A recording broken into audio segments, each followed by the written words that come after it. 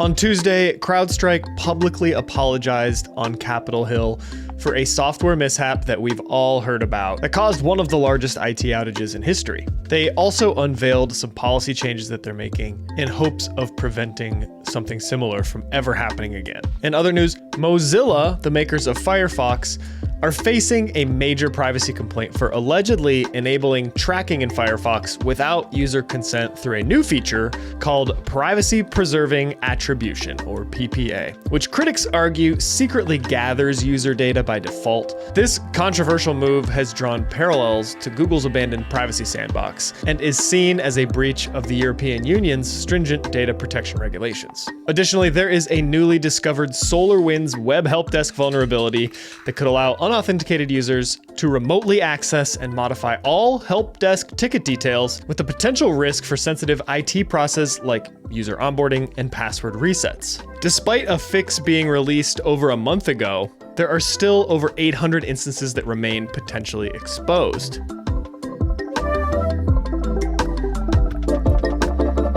CrowdStrike's Senior VP of Counter-Adversary Operations, Adam Myers, testified before Congress on Tuesday, owning up to a major software update failure that caused a global IT outage in July. I haven't listened to the whole testimony, but from what I've read, he apologized profusely and promised to make many changes so that this doesn't happen again. Myers is quoted saying, "Trust takes years to make and seconds to break, and we understand that. We broke trust, and we need to work to earn it back." For the most part, Congress was relatively empathetic towards CrowdStrike, but there were a few confrontational moments between Congress and the CrowdStrike representative, such as when Representative Morgan Luttrell said, "It seems like a very large miss. You guys touch a lot of things," talking to CrowdStrike. "You touch a lot of infrastructure here in the United States, something that we count on you for, which you've been doing a great job until this one time." He went on to say that places like North Korea, China, and Iran are outside actors that are trying to get us every day, and here we just shot ourselves in the foot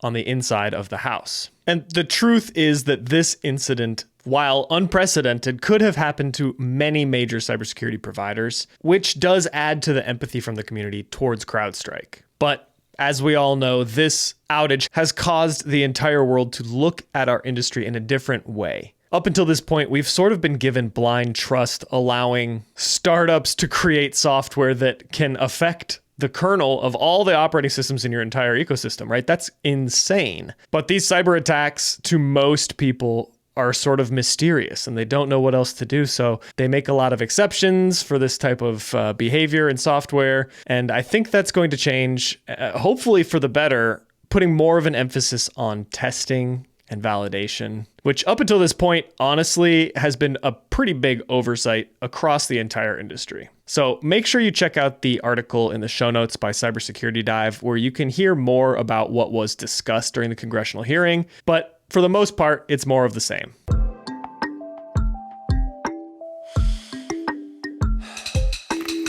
Recently, a critical vulnerability in SolarWinds web help desk was discovered and reported and patched by SolarWinds themselves, but would have allowed unauthenticated attackers to remotely read and modify help desk ticket details. Well, the people who found this exploit disclosed it responsibly, and now that exploit is publicly available on the internet, and over 800 instances are still vulnerable to this exploit. So hopefully someone who is in charge of one of those 800 instances hears this story or here's another news outlet reporting on this story and can go in and update, because you're going to get hit. Every one of those 800 is going to get hit, because now, all I need to do is go to GitHub and go to Shodan and figure out who to hit. It's so easy. So the vulnerability stems from hard-coded developer login credentials that attackers can use to perform create, read, update, and delete operations on specific WHD endpoints. Essentially, they can access sensitive IT procedure information like user onboarding, password resets, and shared resources, which can all be used to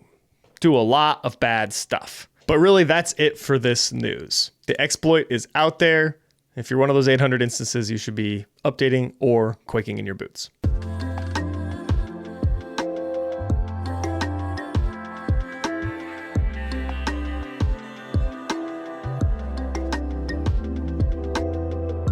Mozilla, the makers of Firefox, are facing a privacy complaint for enabling tracking in Firefox without user consent. So, to dive in a little deeper, Mozilla introduced a feature called Privacy Preserving Attribution, or PPA, in Firefox version 128. This feature allows the browser to track user behavior on websites.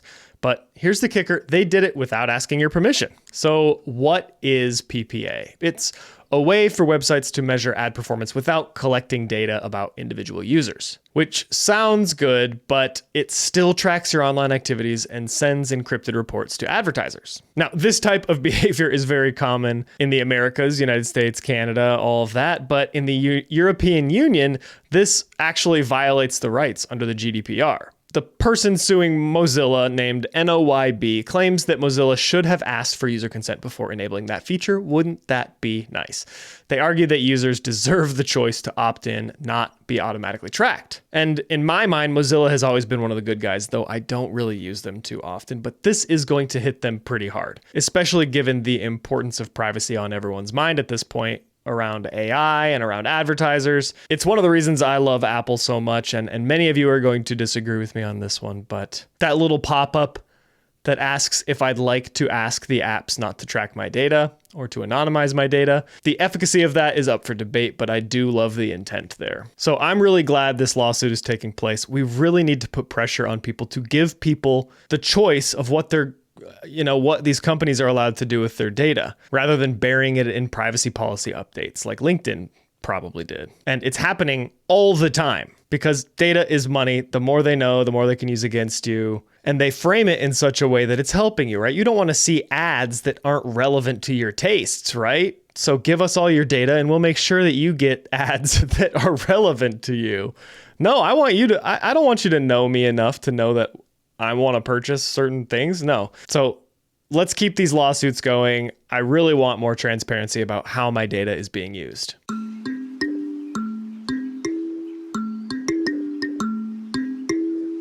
And finally, we're just going to talk a little bit about how to identify phishing URLs, right?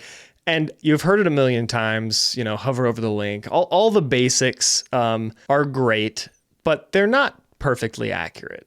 And, the reason I wanted to talk about this is because I learned something from this article, and I am passionate about this topic and study up on it both officially through school and unofficially as one of my hobbies. And so one thing that I haven't been doing super vigilantly is checking for redirect loops. So if you look at a URL, it can say www.google.com, to which you would say, oh yeah, that's legit. I know it's google.com, and click. But later on in the URL, it can summon redirects to other pages. And you can just scroll to the left or to the right and look for these full URLs following the original full URL. If you see something like that, it's trying to redirect you. And that's a key indicator that it's phishing. This can be especially dangerous when you're not even looking at the URL, whether that URL is embedded in a link in an email, or if that URL is embedded in a QR code. And so my friends always tease me anytime they see a QR code, they're like, oh, don't scan that QR code. But for instances like those embedded links or those QR codes,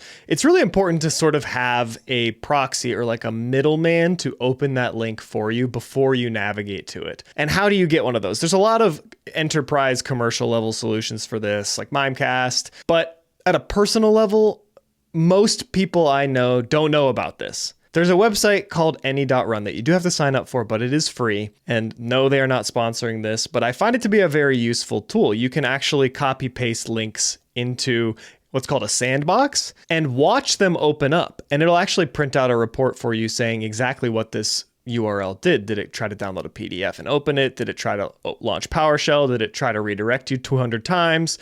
You can actually read about what this URL is doing. Or did it just open up Facebook? It's a really good idea to start looking into this kind of thing because URLs are getting more and more deceptive as attackers become more sophisticated, and especially with the use of AI, phishing emails are much more convincing. So if you can get yourself into the habit of just copy pasting links into something like ANY.RUN, you are going to greatly protect yourself against the actual most common attack vector in any attack, which is phishing. If you can do your best to avoid phishing, you're going to avoid most attacks. So be sure to check out the story by The Hacker News in our show notes for more specific tips on how to identify them, but those two were my favorite too. This has been the Daily Decrypt. If you found your key to unlocking the digital domain, show your support with a rating on Spotify or Apple Podcasts. It truly helps us stand at the frontier of cyber news. Don't forget to connect on Instagram or catch our episodes on YouTube. Until next time, keep your data safe and your curiosity alive.